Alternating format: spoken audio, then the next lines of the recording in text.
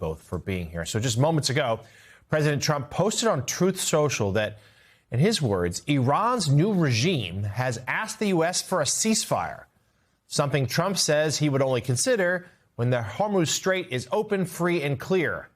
Until then, we are blasting Iran into oblivion, or the Stone Age, he adds.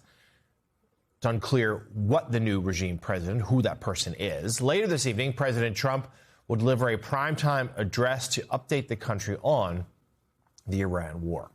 Joining us now, Democratic Congressman Ro Khanna of California. He's a member of both the Oversight Committee and the Armed Services Committee. Congressman, good morning. Thank you for being here. A number of topics we'd like to get to you with, but first, the war in Iran. We're not quite sure what to make of this new post. There has not been, to the best of reported as of this morning, any direct contact between U.S. And Iran and who that new regime even would be. There's been some indirect talks with Pakistan in the middle there. The Strait of Hormuz, even then, the president now prioritizing that it should be reopened, when yesterday he seemed to suggest he was going to leave it into the hands of our allies. So it seems to be a lot of just mixed messaging from the Oval Office. I never thought I'd live in a world where American ships and our ally ships are being turned down in the Strait of Hormuz and Chinese ships, Indian ships are going through. The president has made a mess of this. We have replaced Khamenei with Khamenei Jr., who's actually more radical. And if you were to replace him, you would get the IRGC, which is even more hardline. We need to end the war. The president can claim that he degraded the Navy, the airplane. We need to end it now, tell Israel to end it, end Iran's bombing, and then have a ceasefire that Macron and other European leaders have been calling for. One final point. Rubio is the one who led in the Senate the bill that says the president can unilaterally withdraw from NATO. That was actually Rubio's bill with Tim Kaine. He has no ability to do that without the Senate and the House. Yeah, the president, in a new interview out this morning, suggesting he might try to pull out of NATO. You're right. It's actually, he's not able to do that, or at least not without significant legal challenges. But as we discussed earlier in the show, there would be ways for him to weaken NATO, pulling out troops from Europe and the like, even if he doesn't officially try to exit it. You sit on the Armed Services Committee. I assume that you guys have not been received a sort of briefing as to what the president will be saying to the nation tonight. And there's been certainly speculation that he'd like to wind this war down. But we should note right now, more and more American military assets are arriving in the Persian Gulf. And we now have the teams in place that if the president wanted to give the order for some sort of drone strike, even sort of a special operations force, we could do that. We could. We have almost 7,000 troops there. The 82nd Airborne has been deployed there.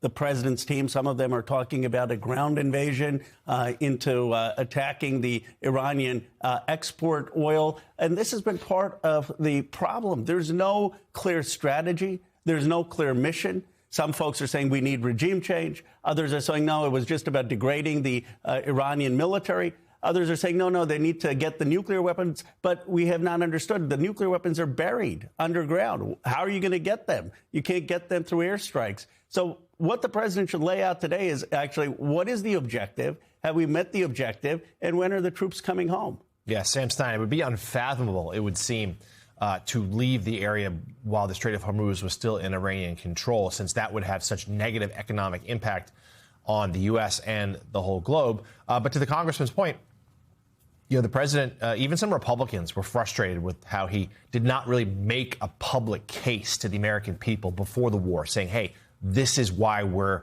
doing this. Perhaps he's got a chance to do that tonight. I don't know why. I mean, yes, it would be unfathomable. I grant you that. Except I could see Trump doing it. I mean, it's not totally out of the realm of reason for me to see Trump doing it, right? He's very impulsive, obviously. At several points in this past couple of weeks, he said he's just going to abandon the strait and let the Europeans deal with it. He seems pretty convinced that we have enough domestic energy here to handle all our energy needs, not really understanding that the global energy market is dependent on global energy and is affected by it. So, I understand why in normal circumstances that would seem unfathomable, but these are normal circumstances. And for the congressman, look, we have this address tonight. Everyone's been waiting for a version of this, let's put it that way, because frankly, the White House has not done this. They haven't really explained the purposes and the objectives of the war. But there's got to be a pretty big delta, I suppose, between what you would hope to hear from Trump tonight and what you expect to hear from Trump tonight. And I'm wondering if you could talk a bit about both. Well, so first, you're absolutely right about the economics of energy and the price of oil. The American people don't need to be economists to understand that when the Strait of Hormuz is closed, then it makes gas prices go up here. And for the life of me, I don't understand why we don't have an export ban on the oil we have here to actually help American prices. What I'd like to hear is a plan. When are we coming out of Iran? How do we end this war? And how do we engage in the difficult diplomacy to make sure that the Strait of Hormuz is open and that there is some agreement to get the enriched uranium that is underground? The president has failed to lay out a rationale, and he's failed to lay out what we're achieving, and at the cost of 13 American service members, over 1,000 Iranian civilians killed, and gas prices skyrocketing here at home and around the world. Congressman, meanwhile, as Jonathan pointed out, we have 7,000 troops in the area, and it does suggest that, at least in a rational world, and granted we're not in a rational world and we're not dealing with a rational administration, but if you send all that readiness, all those troops into a theater, you're probably going to use them. What is your level of concern or feeling that there might in fact be a ground operation, despite all this talk of, well, we're pulling out in 2 weeks? And what would that ground operation be able to do? Well, a week ago, before they adjourned Congress, it was very high. I mean, Thomas Massie and I led the War Powers Resolution. We came up a few votes short, and I was calling that let's have a vote again.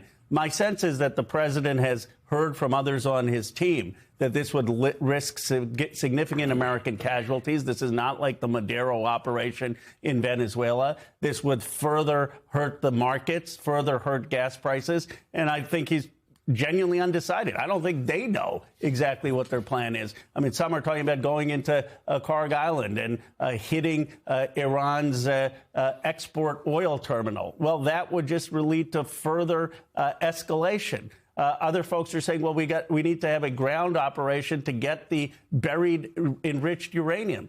Yeah, you probably need to put ground troops there, but that's going to be weeks, and it's putting our troops really at risk. And then the question that's most unanswered is regime change. I think the president went in, he thought we would get a pliant new leader who would basically listen to him in Iran and give us leverage over China. Instead, he has been surprised by the resistance of the Iranian clerics. Khamenei Jr., who's in, is actually more radical than his father was. And even if they topple him, if they assassinate him, you're going to get the IRGC, the military, which is the most hardline. So it's unclear what the objective would be. I hope he just declares victory and gets out. So, Congressman Khanna, let's turn now to some other topics, including your new opinion piece that's online now for MS Now. It's titled, "The Epstein Class Thinks It Runs America. No King's Protesters Had a Message for It." So, Congressman, tell us, what was that message? The message is that we have one system of justice in America, that just because you're rich and powerful doesn't mean you can disregard the law. And what we saw with Epstein, this entire network of folks who were abusing young girls, the worst thing, or trafficking in young girls, or keeping quiet while that was taking place, they thought the rules didn't apply to them. And that has angered Americans. They've seen an elite that has sent us into wars that have been wrong. They've seen an elite that caused the Great Recession and home foreclosures. They see an elite that is raping or abusing young girls with no consequence. That needs to end. So as your piece comes, you also wrote a letter to King Charles pressing him to meet with Epstein survivors when he and Queen Camilla make a state visit to the U.S. later this month, a visit confirmed by the president yesterday. And, Congressman, frankly, you've been prolific because you also have a new opinion piece for the Washington Post headlined "Progressive Capitalism for the Post-Trump Era." So that progressive capitalism is people familiar with those words independently, not necessarily together. Explain what that vision looks like. Look, I represent Silicon Valley. We've got $20 trillion in my district. About a third of the nation's wealth originates there. There are 19 billionaires who have 10% of the economy, $3 trillion. Here's my view. if you do good in America, you should do good for America. There is too much wealth inequality. We need to have a vision, a Marshall Plan for America, an economic redevelopment. That means investments in 1,000 new trade schools so people can get good jobs. It means having tech institutes so people can have some of the new technology jobs. It means investments in childcare and elder care so people can have good jobs in those areas. And it means national health insurance and childcare to reduce costs, and we can afford it by having the billionaires pay a little bit more in tax. So as you say, you represent some of the wealthiest individuals in America. Do you think there's any sort of, I mean, it can be done by legislation, of course, but do you think there's an appetite there, an understanding by any of those tech entrepreneurs that actually, a rising tide lifts all boats? We should be doing this? Yes, because of the anger. We have 3 times the wealth concentration of the Gilded Age. And they understand the anger against this incredible wealth inequality. You can't have all the wealth piled up in Silicon Valley or New York and have other folks worry about the cost of trade school, the cost of college, the cost of childcare and healthcare. And what I've said to them is help join us, be economic patriots, help invest in this country and people left behind, or you're going to see greater divide, greater anger, frankly, at the people as the tech billionaires. I don't think everyone gets it. Certainly Peter Thiel or Elon Musk don't. But you have people like Jensen Huang, who I'm going to be in conversation with at Stanford as CEO of NVIDIA, and others who say, yeah, I understand. We can't live in a nation that is tearing apart on an economic divide. Democratic member of both the Armed Services and Oversight Committees, as well as prolific author, Congressman Ro Khanna of California. Congressman, thank you so much. Thank you. Coming up next on Morning Joe, at the top of the hour, the Supreme Court will hear oral arguments in the Trump administration's challenge to birthright citizenship. President Trump says he's going to attend. We'll dig into what's